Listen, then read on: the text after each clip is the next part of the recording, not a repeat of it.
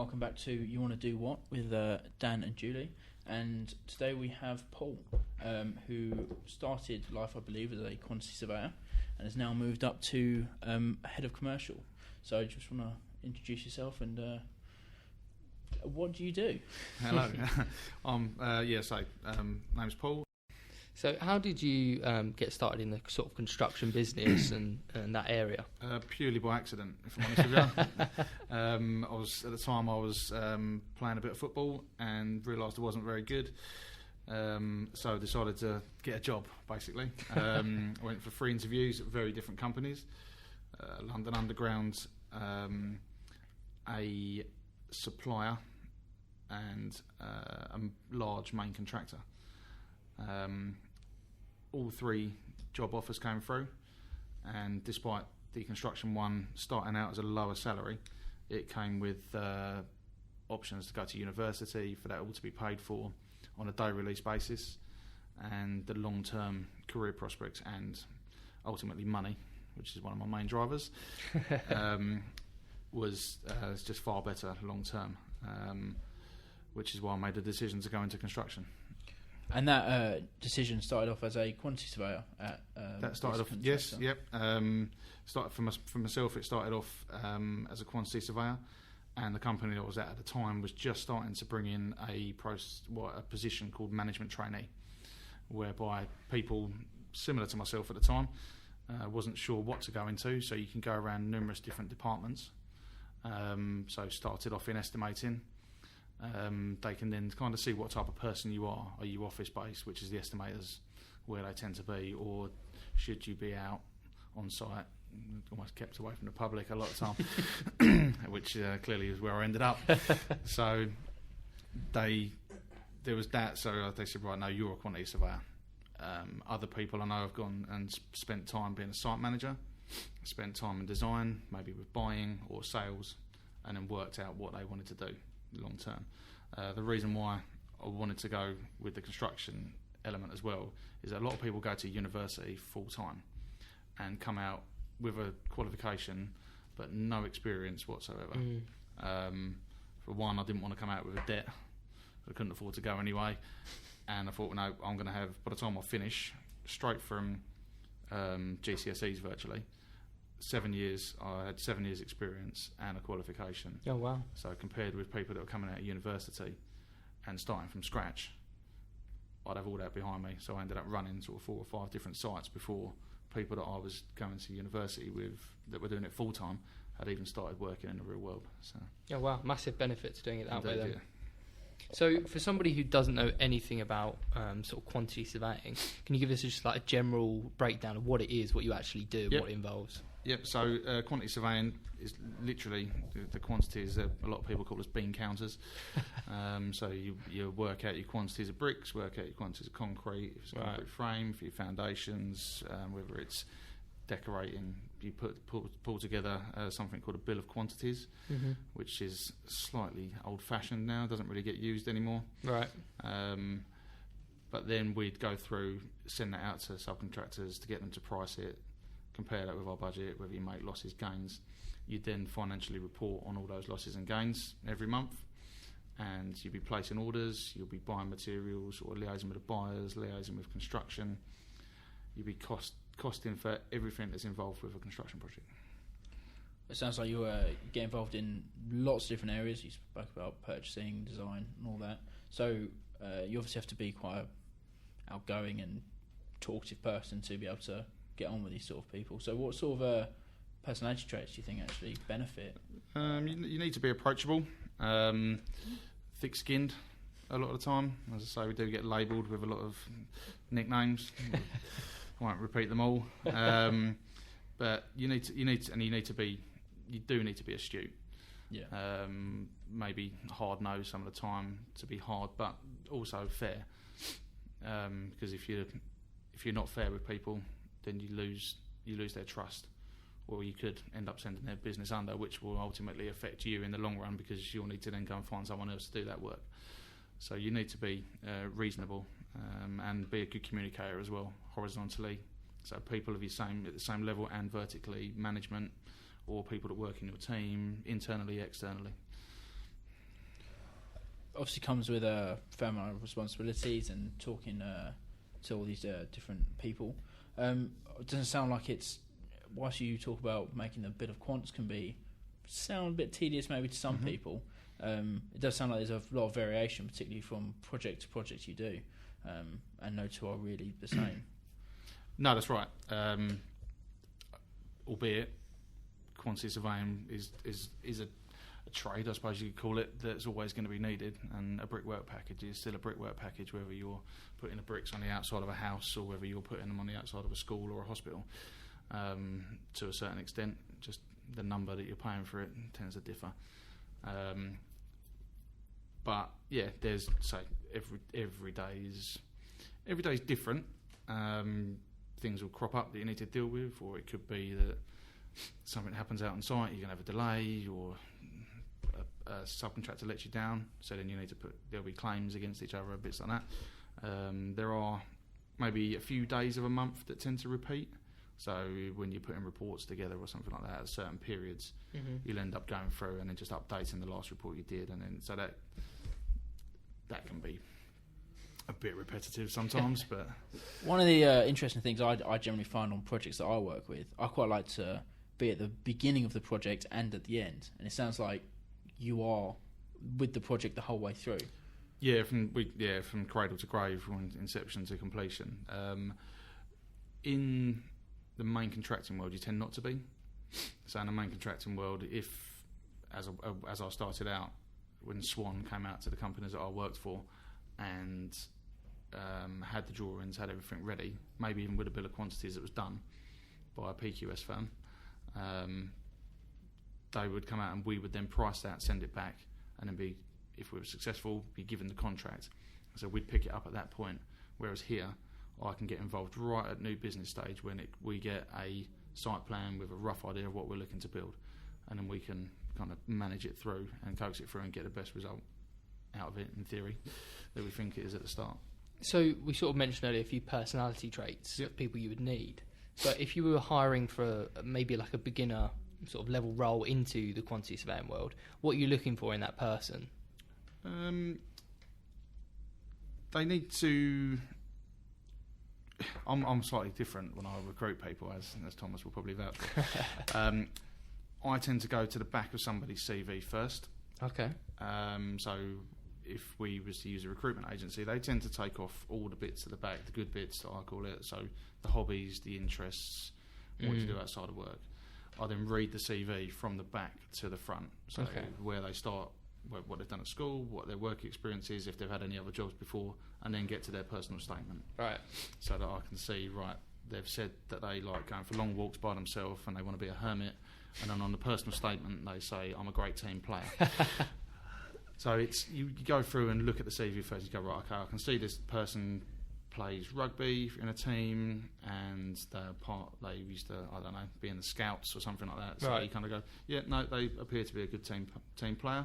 They're not afraid to be talking to people. You can kind of gauge it from that. And then when you have the interview with them, can they hold the conversation? Right. A lot of young people, I suppose, nowadays, even sort of same age as myself, not so young, can't communicate as well face to face as they can when they're sitting behind being a keyboard warrior. Yeah. And that's affecting the industry, actually. Okay. Are you seeing that impact? Yeah. Okay. Yeah. Relationships breaking down between sort of people on our side of the fence compared with the subcontractors or with clients. So if you've got a strong, not necessarily a strong personality, but you're comfortable in front of people, talking to them, telling them maybe stuff they don't want to hear sometimes, and being honest. They're sort of key attributes you'd look for somebody to get this kind of role. Yeah, I say when I started out, I had virtually no idea. Yeah, some would argue, I still don't, of what I was doing. And it was like, right, let's go and see. But if you can have that interaction, then breaking down that, actually, I don't know what I'm doing here, I need to go and ask somebody, is so much easier. Yeah. And becomes easier for them to almost, I think the football analogy is the manager will put their arm around the shoulder of the player they can do that far easier than you pinging an email over to them. Yeah, definitely. Okay. It shows you care more. Apart from being called bean counters, what other negatives of the job that you probably don't see on the job description? It is a stressful job. You can sometimes get roped into things. Anything with a pound sign in front of it straight away becomes your problem, and it can sometimes end up being accountancy rather than sort of quantity surveying and being able to report it, because you need to. A lot of surveyors aren't open and honest with their team. So the classic is for a quantity surveyor to keep their cards close to their chest and not tell anybody else about the numbers. Again, slightly different in my world. I tend to get everybody involved in it. That way they know what pot we've got to spend, and they will then communicate with me and saying we need to get this, this and this, and then we can work it out how we're going to be able to afford it out of our pot of money. If you don't do that and you're not open and, again, that honesty bit with your team, they might go and go, oh, well, he'll say no to that, and then go and spend a load of money which you haven't forecast for. Mm. That's when things start breaking down, and that becomes a negative, because then you've got to report that, and it's all of a sudden your fault. Yeah, I guess the buck stops with you with the money side, yeah. right? Yeah. I suppose another negative is what I sort of alluded to earlier, about the way the relationships have been affected. Everything nowadays seems to be about, which it should be to a point, de-risking it. But what that's done is taken away some of the technical ability and technical knowledge, or need to have the technical knowledge from the people coming into the industry. So there seems to be a bit of a skill gap in the middle there.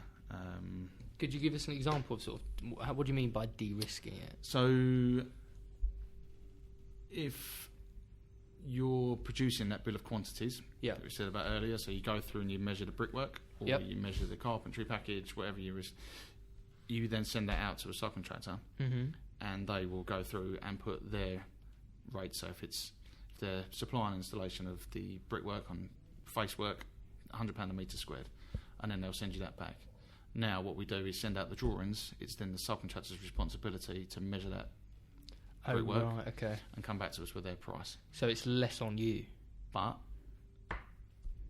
if the people placing the order get the drawings in their hand, in theory, they would never have to look at them. They will get them in their hand, send it out, get a price back, place an order.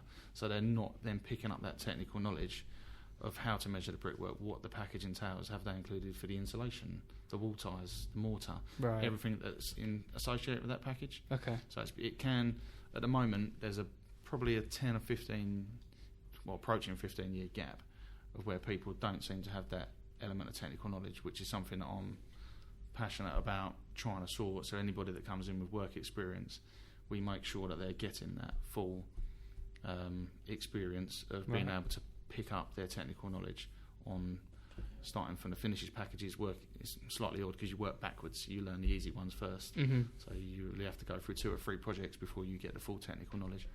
Okay, so like an average day for a quantity surveyor, you go out to site, you in office most of the time, or if you're not in-house, you're working for just a quantity surveying firm. I assume you have to go out on site quite a lot. Is a lot office-based? Or? Yeah, you would. Again, throughout my career, I've always been the surveyor should be based on site. Yeah. You can't survey something from 50 mile away sitting in a white painted walled office. So you need to be out there on site. A subcontractor may come into the office, or a client may come into the office and say something, and that'll make me sort of go, oh, we might be able to save some money there, or that might cost us some money, or the subcontractor might be shouting out, that's not in my order, and you can go and prove that it is. So that way, straight away, you've managed that situation, and that's part of your day-to-day. So it's actually quite interesting, some of the different areas that you actually get involved in. I didn't realise you had to actually be as technical minded as what you had to be, of understanding more or less all the processes of how to actually build anything you are, as well as understanding contracts and making sure you're not getting screwed over at any point, and just managing all this, almost accountancy at a different stage. on a package by subcontract package by package basis, from your mastic all the way through to your mechanical and electrical. Might be, I don't know, renewable technologies, groundworks, concrete frames, everything. Yeah. Yeah. Wow. And when you say contracts, we're not lawyers. No, no. If someone said to me, what's clause 2.3, I wouldn't know, but I'd go and read it. Yeah. And you'd know how to administer it from that point. Okay. So for somebody who's like, I'm not in no knowledge of construction at all, really, is there a quantity surveyor on literally everything that gets built in this country? There's one, like if you're building a house. Yeah. There's one on everything. And that's one of the good things about it. Right. It will always be needed. Okay. Although a lot of construction site managers would maybe say that we shouldn't be. I think drowned at birth, I think, is a lot of, which is a very harsh statement to say about us quantity surveyor. It will always be needed, whether it's a new build or whether it's a refurbishment project. Oh, on those as well? Yeah. Wow, okay. Or change of use, for instance. So. And going back to bringing in new recruits, where would you expect their salary to come in at? Someone fairly fresh, whether it's new to the job, whether it's going almost through a part-time degree like yourself did, or straight out of university? So when I started on £10,000 a year, but that was back in 2003. Now you're looking in the region of between, depending on which company it is. Of course, there's always and what sector and bits like that. But you're looking in the region of between 18 and 19 to up to sort of 23. It's a decent start. It's a good start. It is a good start. Plus, you'd have the package on top of that and your day release. You'll be in that region. Different companies may make you work a bit harder for it than others, which is why there's that, in terms of a percentage, quite a big difference. And so one of the interesting things I've heard about different careers, and it might be the same with quantity surveying, is that companies actually quite like doing a part-time degree whilst also getting you on the job, because you are getting this experience. Mm-hmm. You can also train them in the way that you want your technical drawings to be read, get them familiar with the clients that you're working with. Do you value that quite highly, and would you always suggest going down that route? I personally would. But that's me. I would never have been able to do university full time. I'm sure my liver would have taken it. But I think it's good, especially for the company. It can have problems. You can always be seen as part of the boy, I suppose, or the girl as you come in and you'll never be seen as you've grown up and you're at the same level as other people that may come in from outside of the business. But and from a company perspective, you can mould that person in the way your company wants to work and that company's ethos. So that is very, very good from that perspective. And you can look at people's CVs later on and go, yep, that person has been at that company for 10, 5 years, whatever it is. They would have got a really good grounding and base knowledge, and probably that technical knowledge that is missing from a lot of people. So what's the sort of earning potential for someone who's in this career, top end? So we said starting's probably, 18 onwards. Mm-hmm. You've worked in your career for a long time. What's your sort of potential in the career?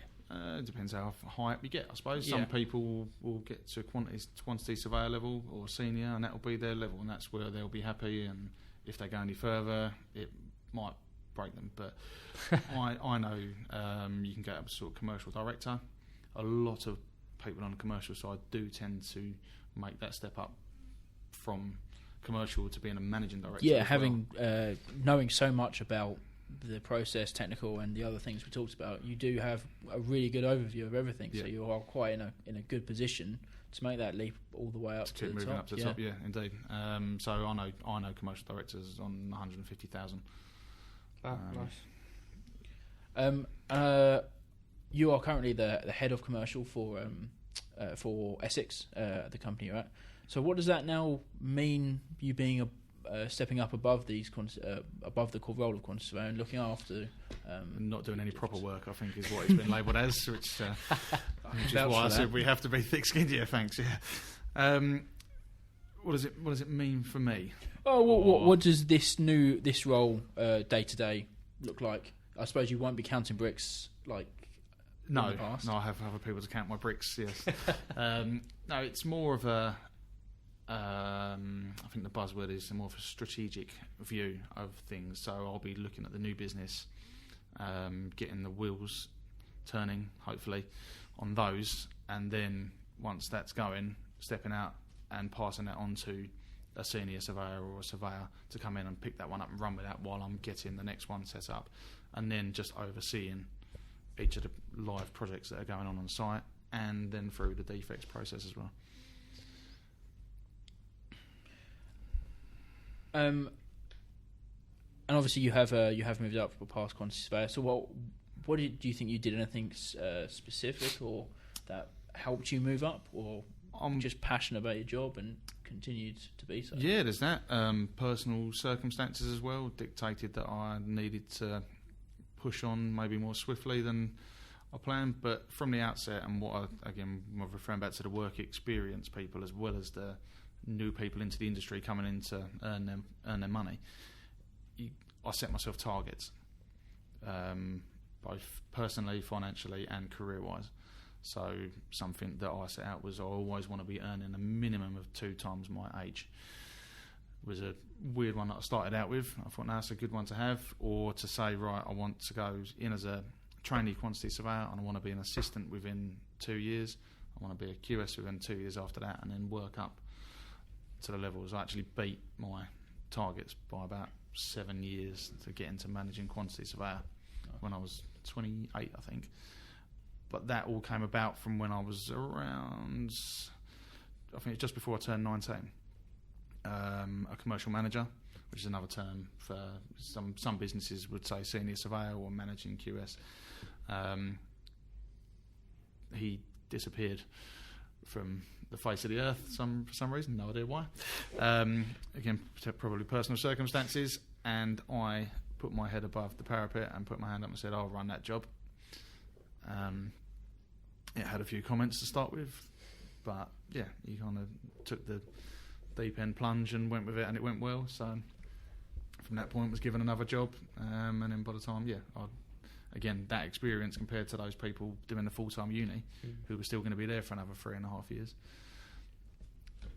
it was vast difference. It sounds like it's really sort of one of those roles that maybe school, not that it wasn't for you, but maybe you just want to push on and get into the real world. If you put your head down, work hard, and you're personable, you'll get on. Is that sort of right in thinking? Yeah. No, definitely. I think the grades I had are probably best described as fair to middling when I was at school at GCSE level. But once, I think I'm very target driven, and that's why I personally set myself targets, and knowing that I was then doing courses to help me going forwards in my career, especially taking that step up to run my own job when I was fairly young. I need to nail this now. Really made me driven to get good results throughout college and then university in turn after that. So, well, Paul, it's been an absolute pleasure hearing about your career and what you do on a day-to-day basis. Is there any closing comments before we leave? No, not really. I say so. It's a very, very good career to get into, in my opinion. It has its frustrations every now and then, as every single job does. But for me, for someone coming out of school or thinking about going to university, or even coming out of university, it's something that's always going to be needed. So it's about having that security a lot of the time in an industry which can be fairly unsettled. It's one of the roles that you won't get pigeonholed into being, oh no, he or she only looks after new build or refurb jobs or healthcare.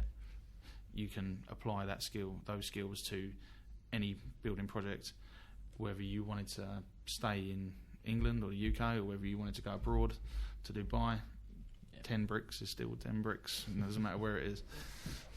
Brilliant. Thank you very much. Really enjoyed that. Thank you very much. No problem.